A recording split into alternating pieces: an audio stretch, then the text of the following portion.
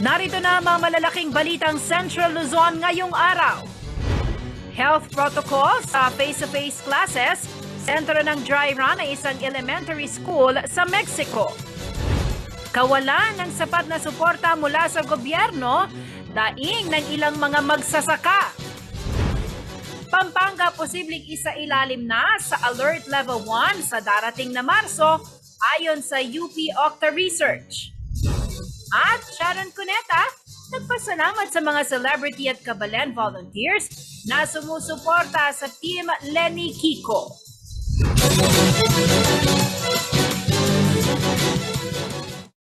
Magandang gabi ka rehiyon. Ako po si Jennifer Salenga. Oras na para sa mga may init na balitang Central Luzon. Dahil sa patuloy na pagbaba ng bilang ng mga nakahawa ng COVID-19 sa Pampanga, posible raw na isa-ilalim na lamang sa Alert Level 1 ang lalawigan sa darating na Marso ayon po yan sa pag-aaral ng UP Octa Research Team. May detalye na balitang yan si Paulo G. Santos.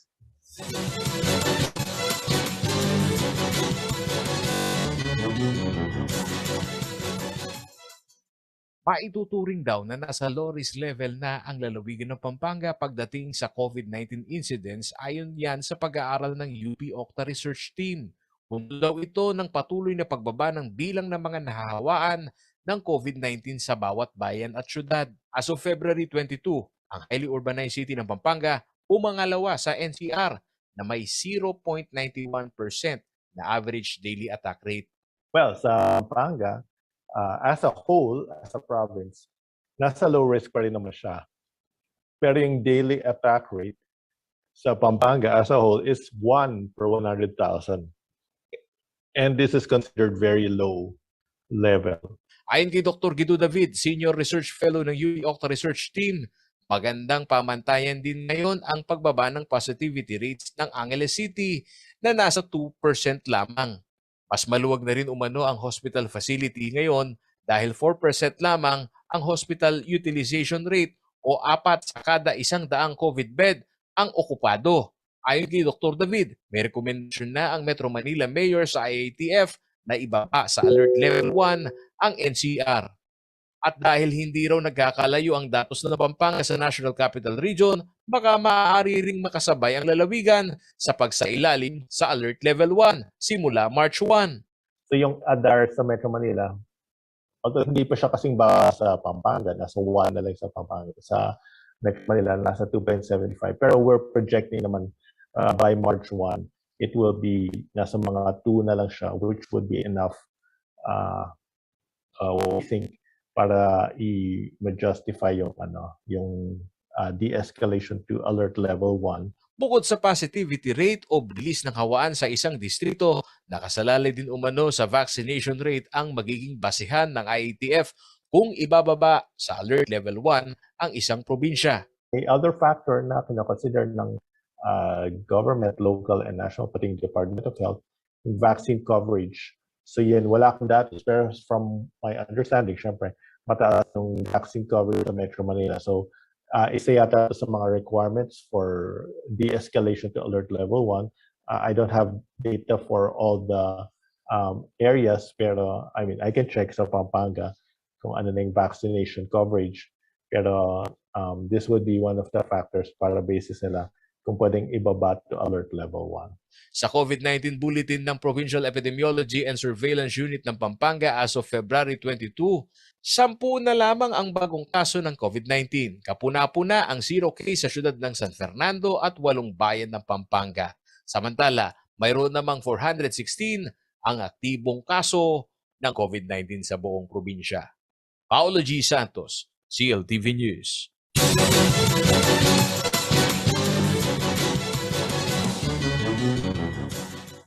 Nagsilbing dry run pa lamang sa ilang paaralan sa Pampanga ang opening ng face-to-face classes ngayong Pebrero. Kaya naman sa isang elementary school sa Mexico, sumentro sa pagsunod sa health protocol ang mga naging aktibidad sa unang araw ng klase. Silipin natin yan sa ulat ni Jenna Nova Barunga.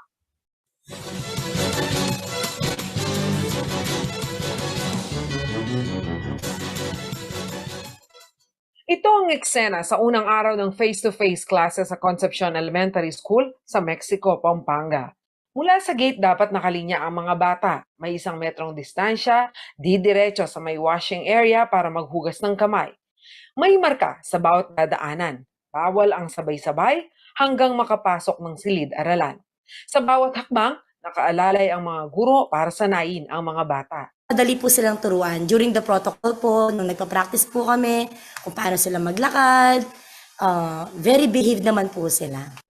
Ito na rin ang unang aralin o lesson ng mga mag-aaral para sa unang klase sa silid-aralan pagkatapos ng 2 taong distance learning.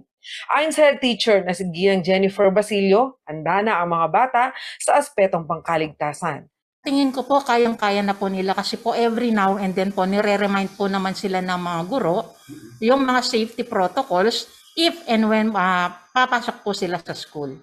Makikita naman umano na talagang pinaghandaan nila ang pagbabalik ng klase pagpasok pa lamang hanggang sa paglabas ng paaralan. Sa mga sistemang pinaiiral, hindi naman umano magkakaroon ng anumang physical contact sa pagitan ng mga bata. Para sa kinder at grade 1, mayroon pa ring plastic barrier ang mga desk. Sa kabila ng paghahanda ay nasa 30% pa rin umano sa mga magulang ng mga estudyante sa Concepcion Elementary School ang ayaw pang papasukin ang kanilang mga anak.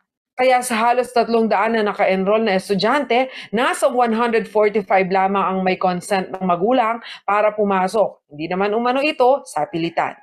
Sa tinatawag na progressive face-to-face learning, salita ng face-to-face classes at modular learning. Kung ayaw ng face-to-face, itutuloy ang pagmumodule. Meron po kasi tayong dalawang option, A and B. Yun pong una, 1 week na face-to-face and then second week po, modular sila. And then third week, face-to-face and then fourth week, modular na naman po. Hindi naman po sila mapag-iiwanan. Modular pa rin po yung mga batang ayaw pumasok. Bagamat makikita na ang guro at mga estudyante, bawal pa rin umano ang mga interactive activities ng mga aralin o aktibidad sa loob ng klase.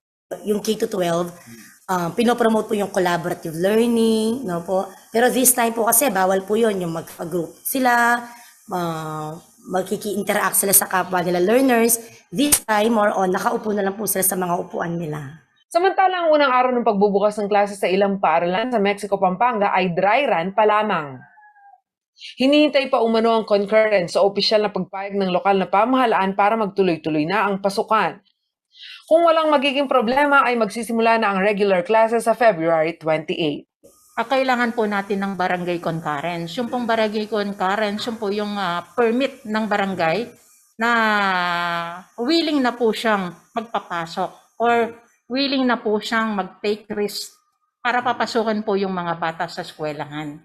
And pangalawa po yung LGU concurrence, yun po yung certification galing po kay Mayor TDC Tumang, na handa na rin po siyang magbigay ng permit para makapasok po yung mga bata. Jenna Lumbang Parungaw, CLTV News.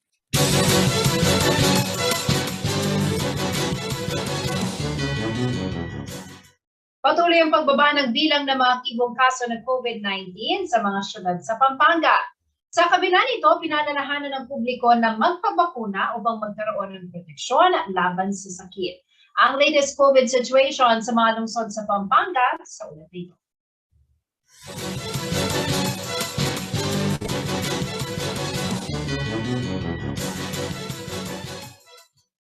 Patuloy ang pagbaba ng bilang ng kaso ng COVID-19 infection sa mga syudad sa Pampanga.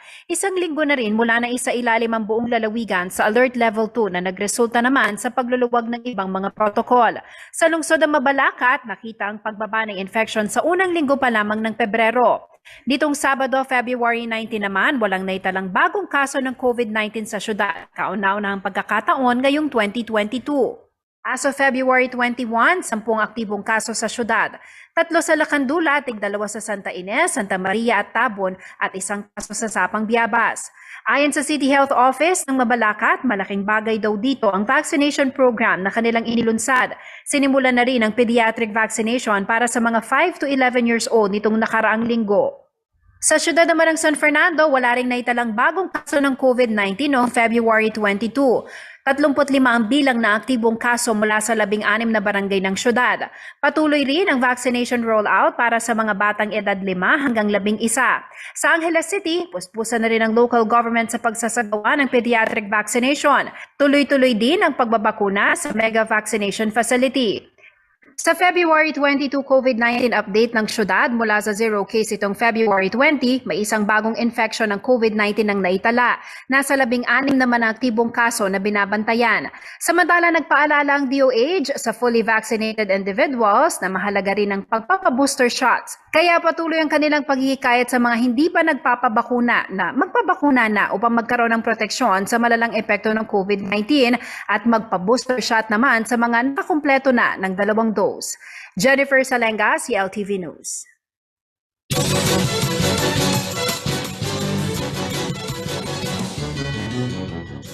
Sa pagbabalik ng CLTV News. Kawalan ng sapat na suporta mula sa gobyerno, daing ng ilang mga magsasaka.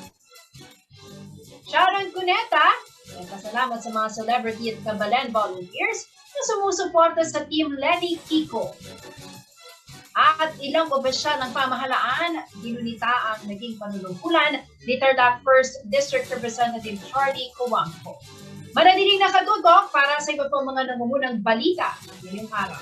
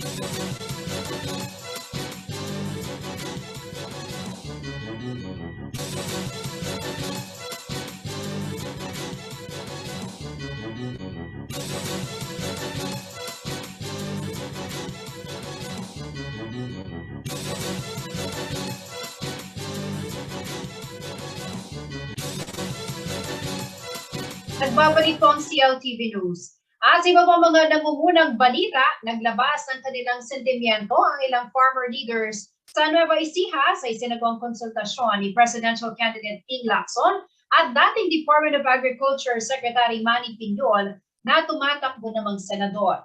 Hiling nila na masolusyonan daw sana ng susunod na lider ng bansa ang mga issue na kanilang inilatag. May ulat si Jano Nabang Barungaw.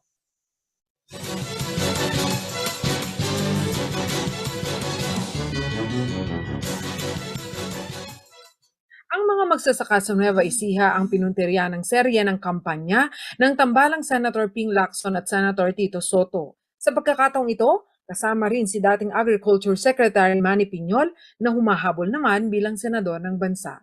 Diniretsa ng ilang farmer leaders ang mga kandidatong nabanggit kaugnay ng kanilang mga problema sa agrikultura.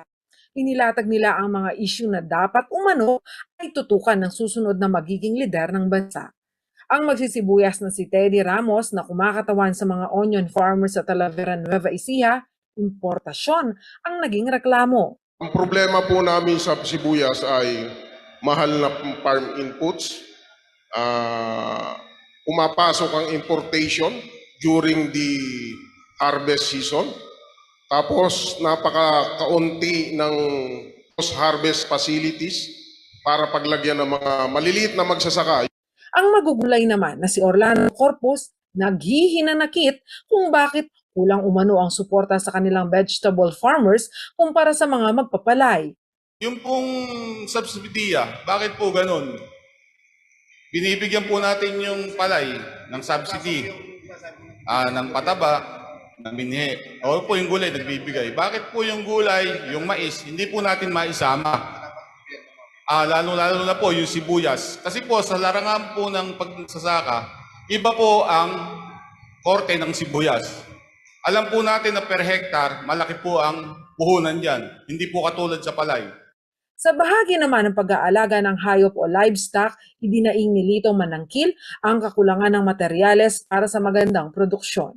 Hindi man pa rin po ang ruminants, lalo na po ang kambing at saka tupa. Kaya lang po wala kami magandang production, hindi kami makapag-breed ng maganda dahil wala po kami magagandang materyales. Sa pahayag ni Senator Ping Lacson, ang lahat ng mga problema ng magsasaka ay nag-uugat sa korupsyon sa pamahalaan. Kailangan umano magkaroon ng ugnayan sa pagitan ng gobyerno at ng agriculture sector para matugunan ang kanilang idinulog na mga problema. Hindi namin pwedeng sabihin, alam namin lahat. Kaya nga tayo merong ugnayan, matuto kami sa inyo at makuha nyo rin kung anong aming isipan, opinion, para i-resolve o payabungin ang buhay ng mga magsasaka. So, Jana Lumbang Parungaw, CLTV News.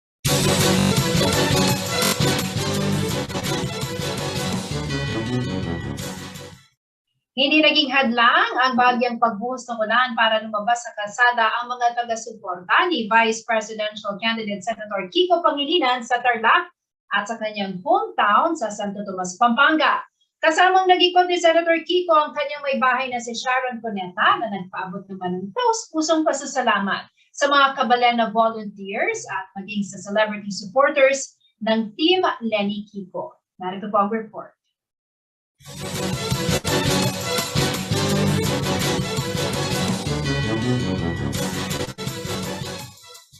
Umaga pa lamang ay nag-ikot na sa lalawigan ng Tarlac sina Vice Presidential Candidate Senator Kiko Pangilinan at kanyang may bahay na si Sharon Cuneta nitong Martes, February 22.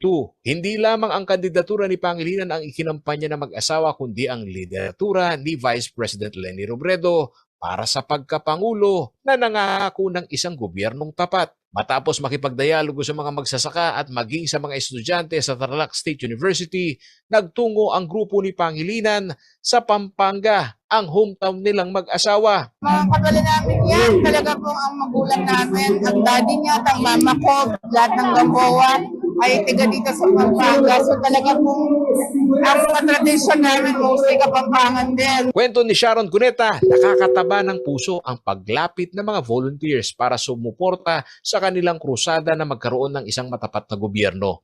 Maging ang mga artista na busy daw sa trabaho, hindi na wala ng oras para magpakita ng pakikiisa sa Team Lenny Kiko. Kabilang na sa mga artistang voluntaryong nagbigay ng suporta sa Team Lenny Kiko ay sina Liza Soberano, Nadine Lustre, Gab Valenciano, Janelle Salvador, Ryan Cayabyab, Cherry Pie Picache, Ago Isidro, Maxine Magalona, Marjorie Barreto, Maricel Soriano, Regine Velasquez, Nikki Valdez, at marami pang iba. Ang una, nagpapasalamat ako dahil napakarami ng mga artistang kahit hindi naman malapit sa akin at mas bata pa nga, yung iba mas matanda. yung iba kaedad ko, hindi ako kasi nagtatanong, pero sila mismo yung kusang lumalapit para mag-alay ng suporta kay Kiko. Yung iba sa social media na lang namin nakikita sinusuportahan pala si Ma'am Lenny at si Kiko. Dagdag pa ni Megastar na unawaan daw niya ang usapin ng talent fee ng mga kasamahan niya sa showbiz industry pagdating sa pag-endorso ng mga kandidato. Pero binigyang diin niya na ang mga artista at iba pang celebrity na tumitindig para sa Team Lenny Kiko ay pawang mga volunteers lamang. Wala naman kami nung kasing laking kaban na pagkukunan katulad nung ibang mga kumakandidato rin.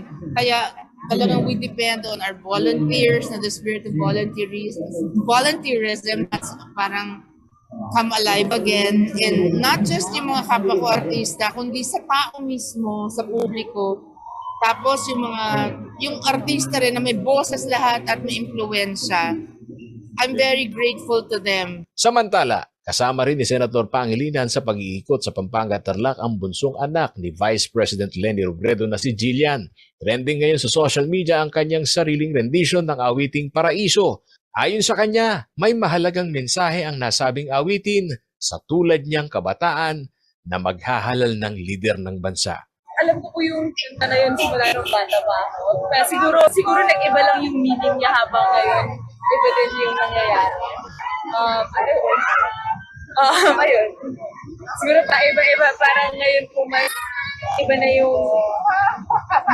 yung meaning niya ngayon dahil iba na yung laban.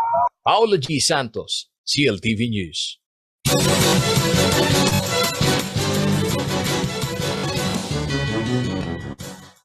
Nagpaabot ng mensahe ng pagkikiramay at pasasalamat ang mga nakasama ni Yumaong Tarlac 1st District Representative Charlie Coangco sa kanyang paninilbihan sa gobyerno.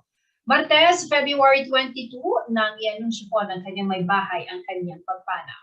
Narito ang report.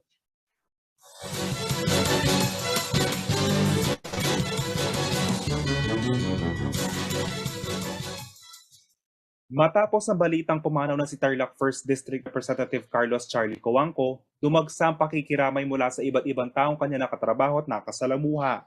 Isa na rin si Tarlac Governor Susan Yap na sinabing isang kaibigan at maawaing lingkod bayan si Coangco. Dagdag niya, tunay na minahal ang mga Tarlaceñong kongresista dahil sa kanyang pagiging mapagbigay at pagmahal sa iba. Bukod kay Yap, ipinahatid din ni Kapas Mayor Reynaldo Katakutan ang pakikidalamhati ng kanyang pamilya at ng buong Kapas sa mga naiwang mahal sa buhay ni Coangco. Nagpasalamat rin si San Manuel Mayor Doña Tesoro sa mga naging tulong ni Coangco sa kanilang bayan. Sa post ni Tesoro, sinabi nitong di kailanman nakalimutan ni Coangco ang San Manuel. Nakikiramay rin si Governor Eugenio Jose Lacson at ang provincial government ng Negros Occidental kung saan nanungkulan si Coangco bilang mayor mula 1992 hanggang 1998. Naghatid ng mensahe ng pakikidalamhati sa mga naulila ni Coangco.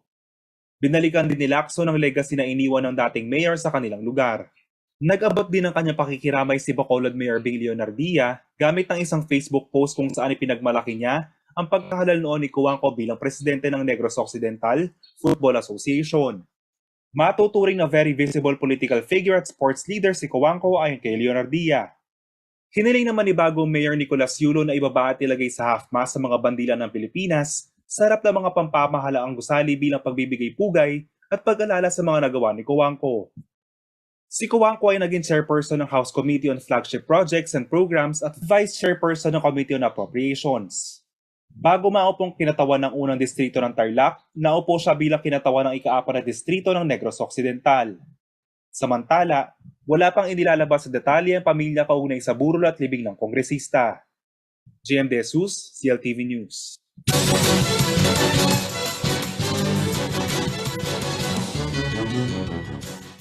Sa pagbabalik ng CLTV News.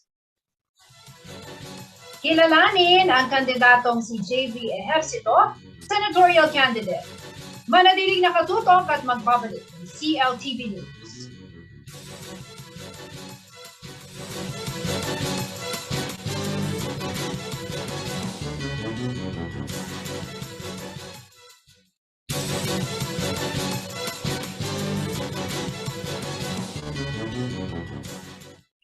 Nagbabalik po ang CLTV News. Mga karehiyon, para sa ating kilalanin ng kandidato Nakapanayan po na ating kasamang si Justin Dizon, si senatorial aspirant JV Ejercito.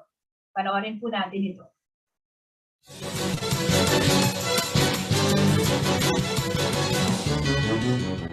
Magandang araw po sa ating lahat. Isang karangalan po ngayon na makasama natin si former Senator Joseph Victor J.V. Ejercito. Magandang araw po sa inyo. Magandang araw din sa iyo, sa ating mga kababayan po dito sa Central Luzon, no? Lalo na sa Pampanga. Kumusta po kayo, Sir J.V.? And parang busy ho kayo before the campaigning. You were making rounds around the country and you were a motoring aficionado. Kumusta po ang inyong paglilibot sa ating bansa? Well, actually, talagang mahilig ako magmotor talaga. That's my outlet eh. Yan yung pang, escape, kumbaga. Pero, nagkaroon na rin ako ng proyekto, parang pantulong na rin sa pandemya para mabuhay natin yung turismo, yung ekonomiya. So, yung Philippine Motorcycle Tourism ay ating tinulak na inadapt naman ng DOT. No, yung magtulungan muna tayo by promoting yung magaganda lugar, hidden treasures, yung masasarap na pagkain. So, yun yung aking ginagawa in my private capacity, no? Bilang tulong sa pagbuhay ng turismo at lalo sa ekonomiya. Alam naman natin, even though na kayo ay naglilibot, alam naman natin na there's still a problem with the pandemic. No? And mga frontliners natin nahihirapan, and yung ating medical industry nahihirapan din. And you have been one of the top proponent or kayo bang author ng Universal Healthcare Law, no? And ano sana ang naging bunga kung na-utilize na mabuti yung batas na isinulong po ninyo? Well, actually, ako ang principal sponsor talaga, author, no? Ako talaga yung nag-conduct ng hearings, nag-set ng direction, at nagdepensa nito sa floor, sa plenary. Isa sa mga rason, aminin ko sa inyo na nagdalawang isip ako kung tatakbo pa ako ngayon dahil ang bigat ng laban. Unang-una ay marami rin electionist, hindi ako nakaupo. Alam niyo naman, sabay kami magkapatid, factor yun. Talaga dalawang isip na ako kung tatakbo pa ako. Kaya lang sa nangyaring pandemya, no, na-expose yung kahinaan o yung weaknesses ng healthcare system natin. Yung inadequate health facilities, pag nagkakaroon ng surge, nakapila ang pasyente, kahit critical, hindi makakuha ng rooms. Pangalawa, yung healthcare workers natin, sila ang ating foot soldiers, sila ang ating panlaban, hindi ito mabigay ng gobyerno yung benepisyo na nahuhuli pa o yung mga ibang privileges. Last but not the least, yung problema sa PhilHealth, no? Yung coverage, siyempre, talagang kinakailangan talagang maisaayos yan. No? Ang daming problema. Pero doon nung ako'y tumitingin from outside, sabi ko sayang kung talagang binigyan ng priority, kung talagang fully implemented ang Universal Healthcare Act. Ang lahat ng problemang ito ay talagang binibigyan diin at talagang binibigyan importansya ng Universal Healthcare Act. Unang-una yung health facilities. Isa sa priority programs, yung Health Facilities Enhancement Program, improvement ng mga hospitals, increase in bed capacity, no? Kasi lumalaki yung population natin, talaga kailangan natin mag-increase, mag-upgrade yung equipment at iba pa, no?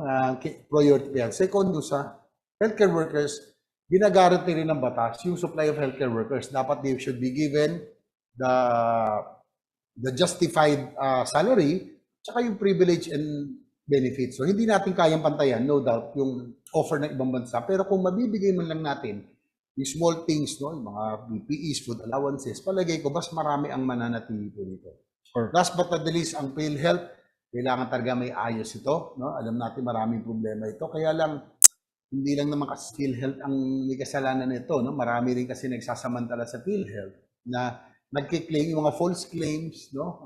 Kaya dapat ang PhilHealth may ayos. Yung pondo ng PhilHealth, dapat mapunta rin sa talaga nangangailangan. And ang tingin ko, as the principal sponsor, yung wisdom ng author very important, no? Kasi ikaw yung may alam ng purpose, ng intent, and the history. No? Kaya isang sa mga layunin ko, kaya ako tumakbo ulit bilang senador, tingin ko ay obligasyon at mission ko na tapusin ang Universal Healthcare. Kasi hindi pa ito tapos. It's a 10-year program. Hindi naman kasi pagkapasa ito, gaganda na lahat eh. So, nais ko sana ipagpatuloy. Gusto ko lang talagang tapusin. At natutuwa ako dito sa inyo. Nung kausap ko si nanay, no? Si Vice Governor Baby Pineda. Sabi niya, JB, alam mo, salamat sa iyo. yung Universal Healthcare Act mo dahil kami ay pilot area ang Pampanga. Marami rito ang mga indigents, mga PWDs at mga senior citizens. Zero balance billing na. Wala nang binabayaran pag sila po ina-ospital.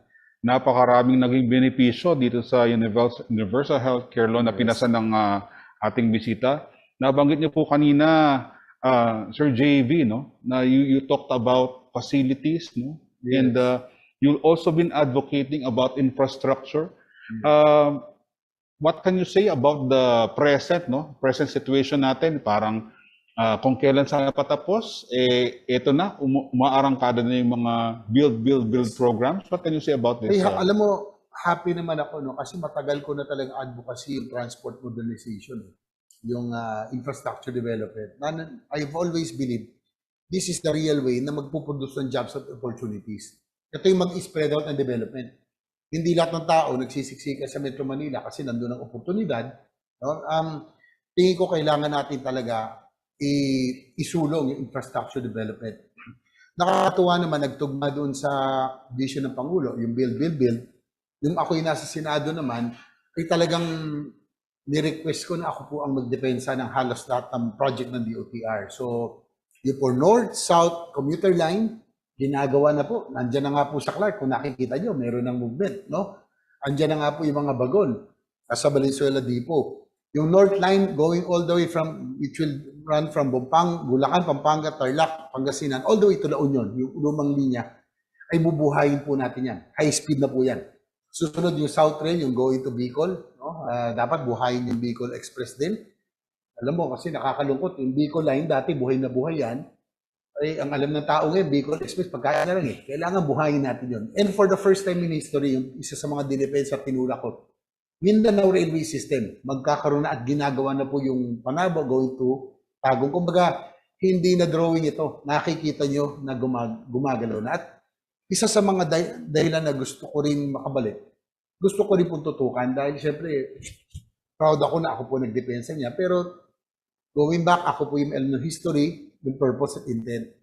So, sa tingin ko, ito yung talagang magpapasigla na ekonomiya sa bawat probinsya. Kasi pag natuloy na yan, lahat ng probinsyang dadaan ng railway station, magkakaroon ka ng automatic na yung commercial areas, industrial parks, at yung food terminals, pantulong sa agrikultura, matanggal na rin yung mga nagsasamantalang middleman, may buying station na doon, dadali mo na. So, it's both cargo and passenger. Hindi lang siyang passenger.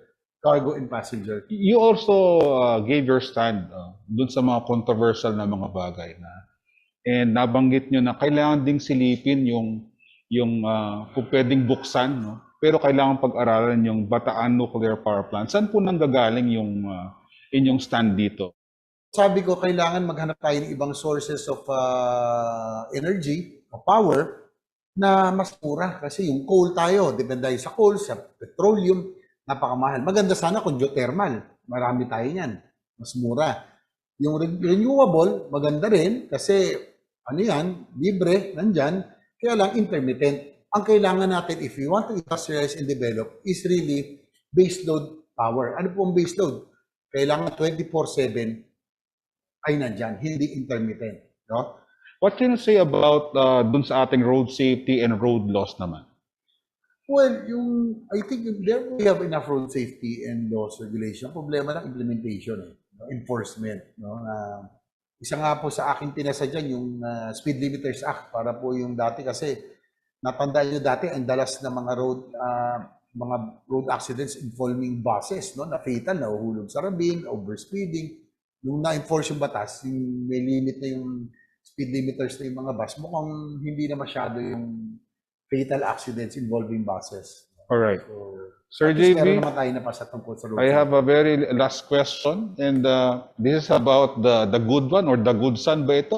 And ano po bang ibig sabihin ng the good one, Sir JV? Well, alam mo, may naglalagay ng ibang ini-imply, pero ang sa akin, kaya ang history niyan, I am marketing myself noong 2019. I am selling myself.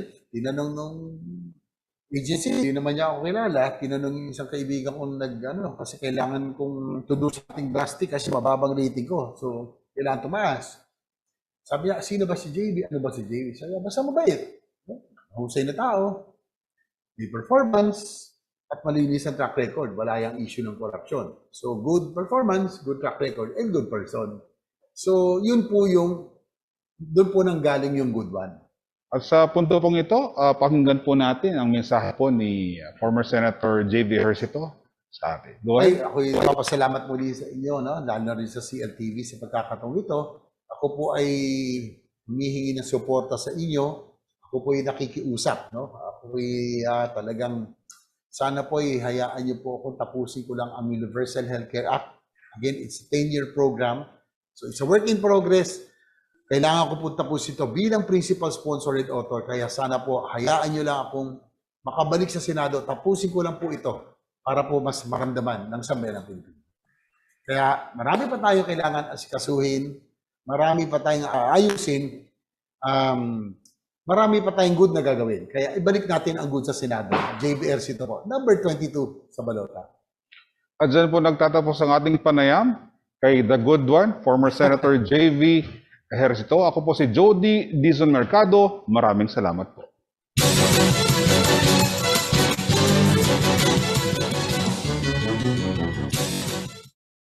Silipin naman po natin ang ilang update sa mga humahabol na Pangulo ng Bansa sa ulat ni Angelica Cara.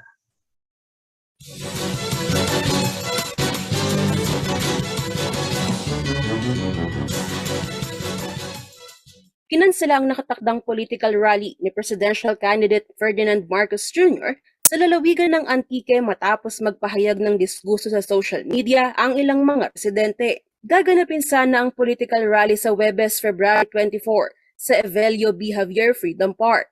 Sa lugar na ito, napas lang noong February 11, 1986 si dating Antique Governor Evelio Javier na isa sa mga nanindigan laban sa diktaturyang Marcos. Itinuturing na bayani ng Antiqueños at Ilonggo si Javier na isang martial law victim.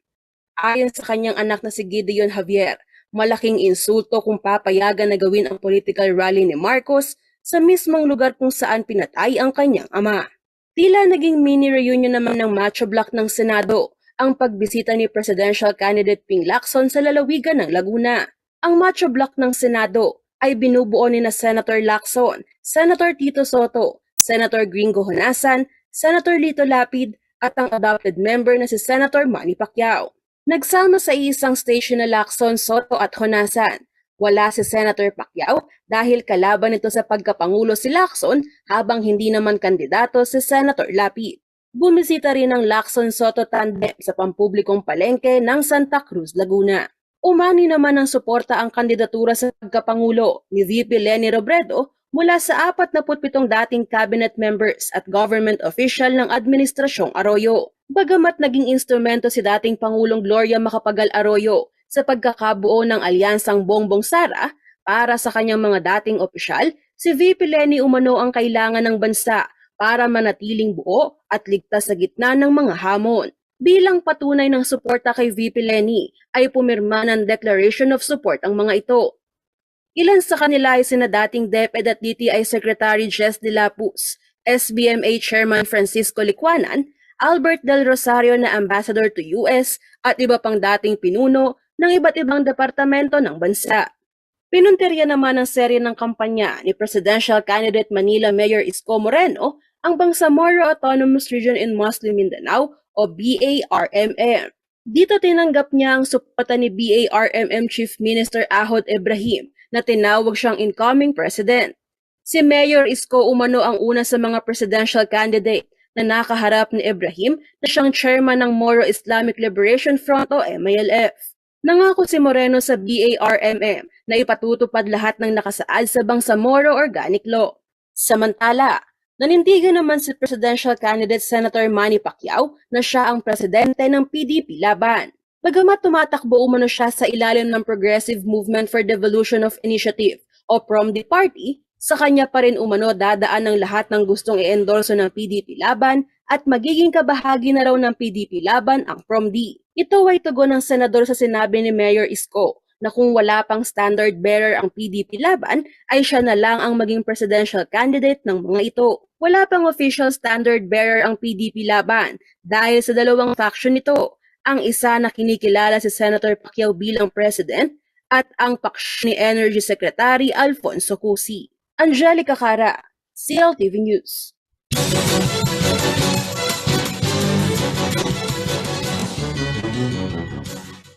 Sa pagbabalik ng CLTV News. Top 14 most wanted person sa Tarlac, arestado. City government ng San Fernando, naglaan ng 1 milyong piso para sa Alay Lakad Foundation. 65 kabataan, dayong mabigyan ng edukasyon. Manatiling nakatutok at magbabalik ng CLTV.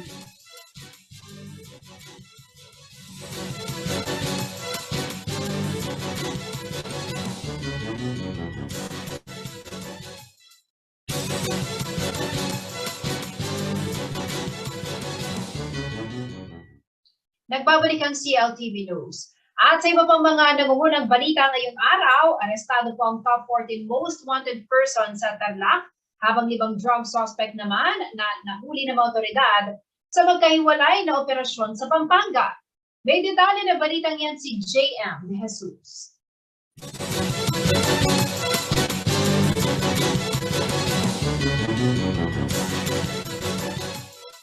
Matapos mahuli ang top 1 most wanted person sa Paniki, Tarlac noong February 11, matagumpay ding naaresto ng mga kapulisan ng Tarlac City Police Station ang top 14 most wanted person ng Barangay Aguso nitong linggo ng hapon, February 20, 2022. Sa ulat ng hepe ng Tarlac City Police Station na si Police Lieutenant Colonel Gerald Jake C. Manguera, ang mga kapulisan ay nagsagawa ng isang manhunt operation sa Taniedo Street, Barangay Aguso, Tarlac City, kung saan naaresto ang 39 years old na lalaki na kabilang sa top 14 provincial most wanted person.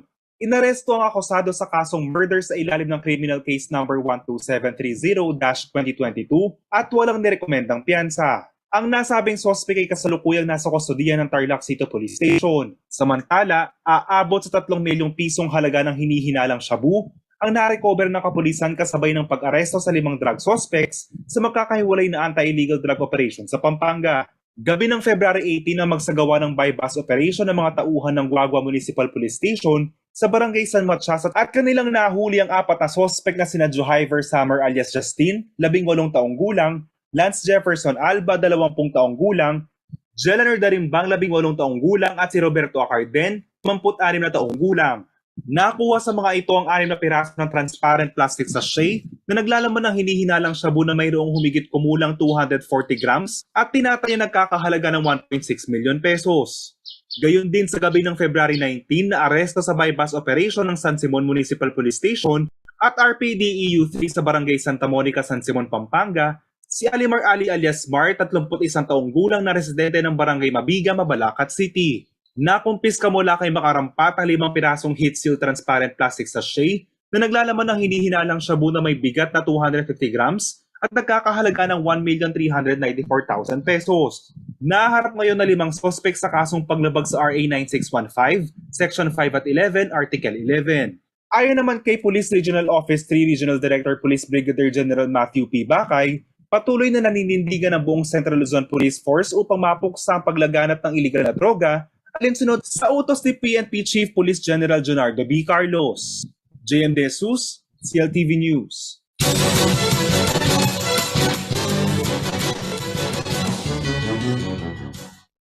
Sa pagnanasang matulungan ng mga kabataan na makakuha ng edukasyon, nagbigay po ang City Government of San Fernando, Pampanga sa Alay Lakad Foundation Incorporated ng 1 milyong piso upang ipangtusto sa pag-aaral ng mga out-of-school youth beneficiaries. Aabot sa 65 na kabataan ang inaasahang makikinabang sa donasyon. Narito ang report.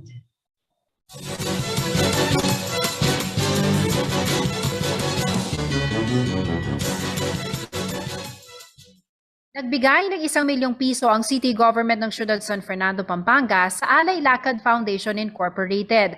Ito'y bilang suporta sa programa ng foundation na mabigyan ng edukasyon ng mga out-of-school youth. Pinirmahan ang Memorandum of Agreement ni City of San Fernando Mayor Edwin Santiago at Alay Lakad President Engineer Ruben C. at iba pang key officials sa Heroes Hall nitong February 22, araw ng Martes. Gagamitin ang 1 milyong pisong pondo para sa educational at financial assistance ng 65 bagong scholars mula sa syudad. Kailangan namang mag-community service ng benepisyaryo sa Alay Lakad Foundation at sa City Social Welfare and Development Office upang sila'y magkaroon ng ugnayan sa komunidad, social at economic development. Matapos ang MOA signing, i-release ng city government ang unang kalahati ng pondo para sa pagsisimula ng first semester na academic year 2022-2023. Ang natitirang kalahati naman ay ibibigay at ilalaan para sa ikalawang semestre. Simula noong 1998, taunang nagdaraos ng Walk for a Cause ang Alay Lakad Foundation Incorporated upang makalikom ng pondo mula sa public at private sector. Nagbigay ito ng oportunidad sa daang scholars na karamihan ay mga out-of-school youth. Jennifer Salenga, CLTV News.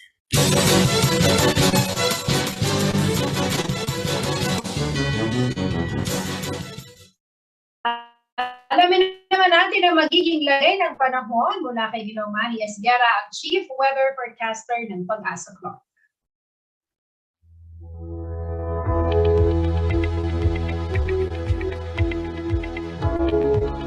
Narito po magiging taya ng panahon sa susunod na 24 oras. Shear line o tail end ng frontal system ang nakakaapekto po ngayon dito po sa may silangang bahagi ng Southern Luzon, kasama na rin po ang Visayas. Samantala, Northeast Luzon o hangin po nakakaapekto sa Northern at Central Luzon.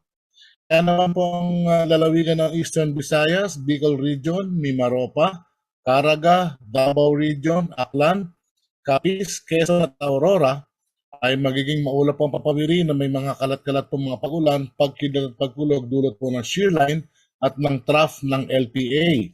Sa Cagayan Valley naman po ay maulap din ang papawirin, meron din po mga pagulan, dulot naman po ito ng hanging amihan.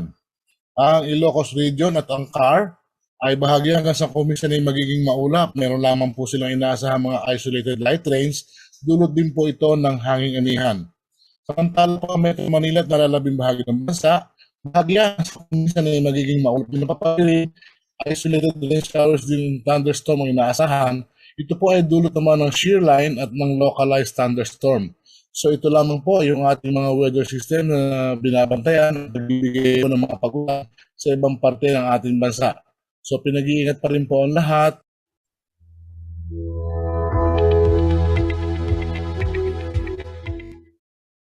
At yan ang mga balitang nakalap ng CLTV News. Para po sa karagdagang detalye, maaari niyong i-follow ang aming social media pages, Facebook at CLTV36 Official and at CLTV36 News, Twitter at CLTV36, Instagram at CLTV36 Official.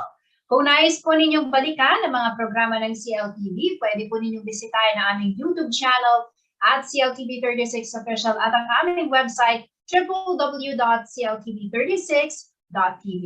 Mapapanood din po ang mga programa ng CLTV nationwide via Signal Channel 115 at sa ating 39 cable partners. Kasama po ang buong pwersa ng CLTV News and Current Affairs. Ako po si Jennifer Salenga. Maraming salamat po.